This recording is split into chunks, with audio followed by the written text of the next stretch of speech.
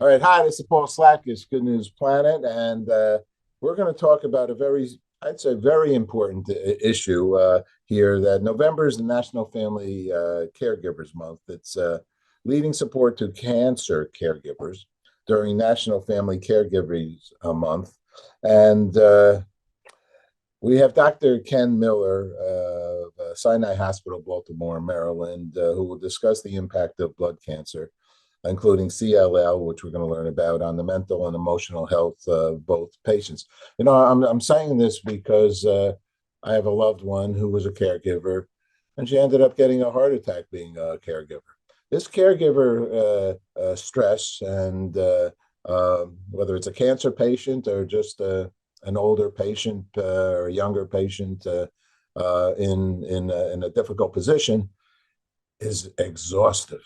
You And got it. especially when it's your loved Got it. one, right?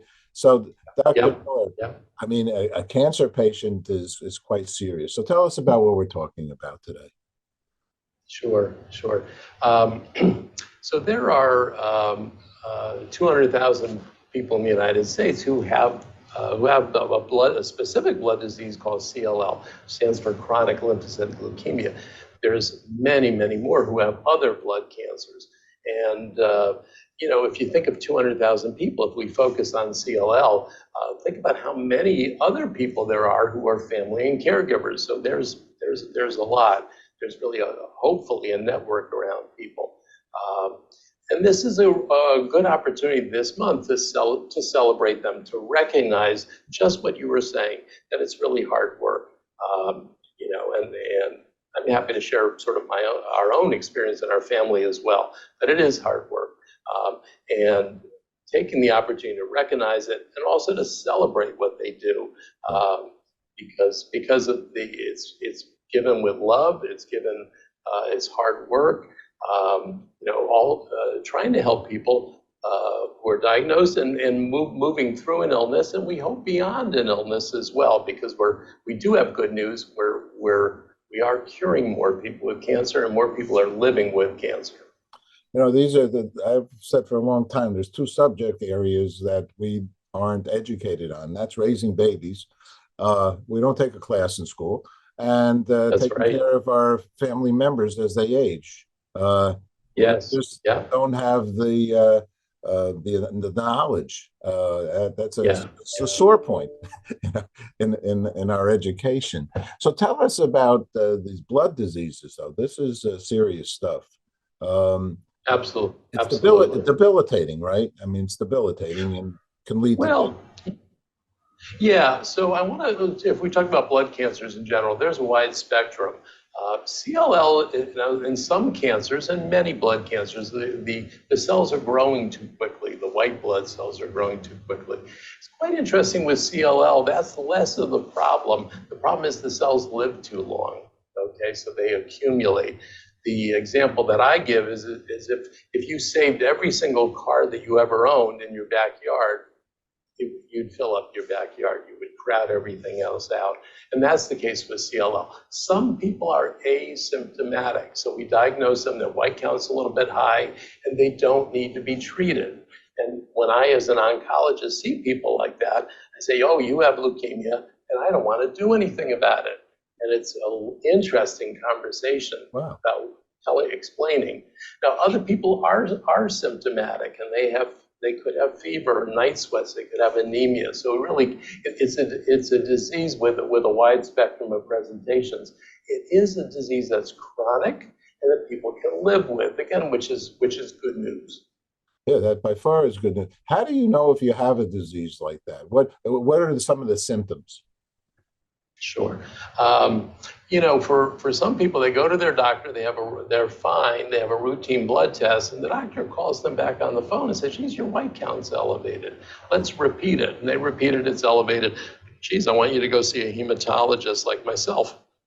So, and then we'd lead to the diagnosis, but looking under the microscope and doing some special tests. For other people, they have symptoms. So if they feel weak or tired or have a fever or have swollen lymph nodes, and that will lead to the diagnosis.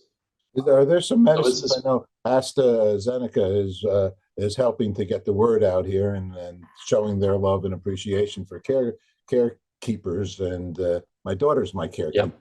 I want a Good. caregiver. I want a carekeeper. Caregiver. And so, are there some medicines out there that the great pharma companies have come up with to help someone live a more pleasant life, let's say? Well, so the answer is yes. A lot of our treatment now for CLL is in the pill form because what's been recognized is there's certain genes that we can turn off, and then a person would respond and hopefully go into remission. AstraZeneca, I want to just mention, so I partnered with them on a different and a related project. We actually looked at COVID and mental health issues as well in patients with CLL.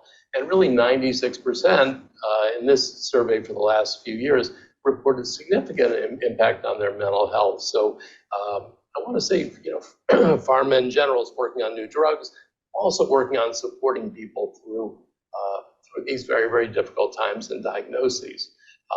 Everyone is different in terms of symptoms and presentation. So I do want to mention, based on your other question, please talk to your doctor, if you have any of those concerns.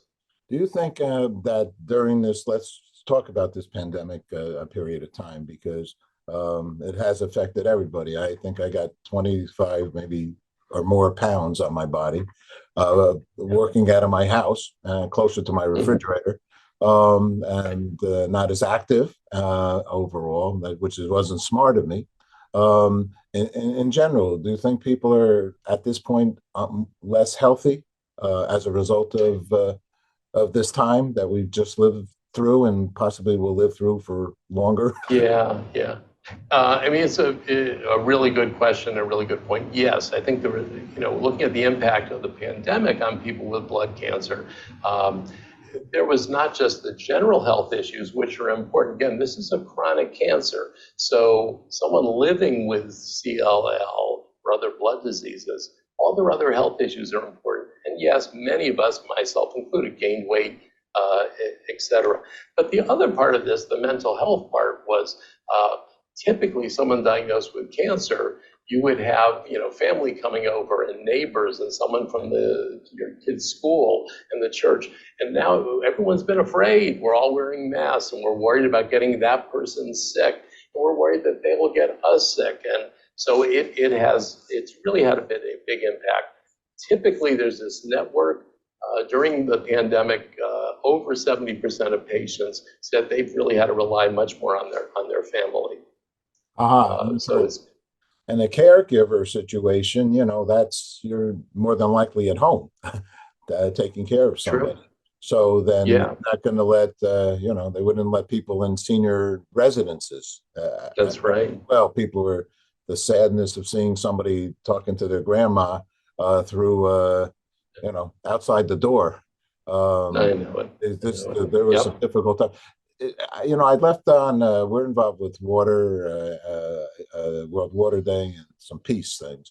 But I want to ask a question. Does water have anything to do with the body and blood, not drinking enough water and things like that? Or are there some things that possibly can cause CLL?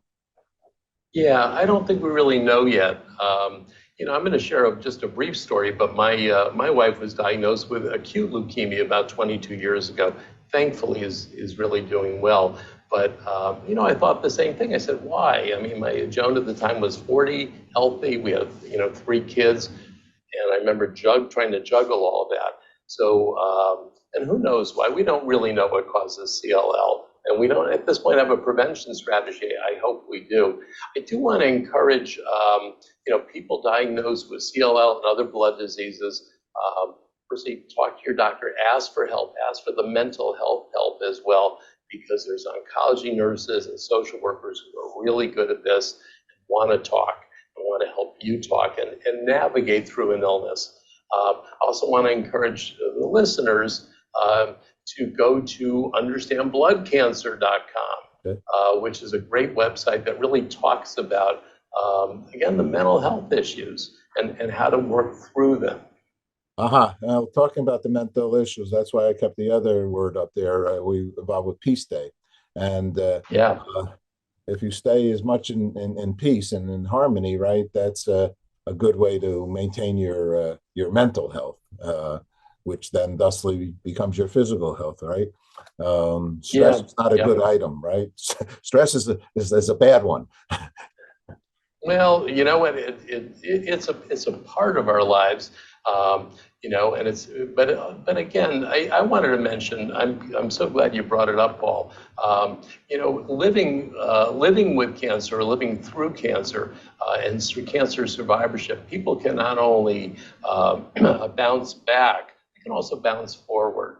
And what does that mean? It means really having a chance to grow through the experience, and to have a sense of peacefulness and calm that can actually come from a bad experience.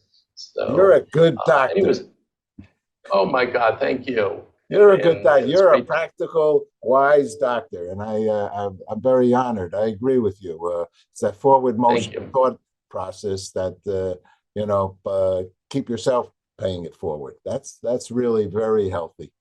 Thank you so yeah, much for thank you so much, sharing this. and thank you. What's that Thanks for website having me. again? One more time, the website. Sure, sure. It is understandbloodcancer.com. And also go to LLS.org, Leukemia and Lymphoma Society, LLS.org. Two great websites. They're really honest and they really talk about not just the medical issues, but the psychosocial and emotional issues. And we got to bring those right to the front. Okay, thanks, Dr. Miller. Appreciate it. Bye Thank bye. you.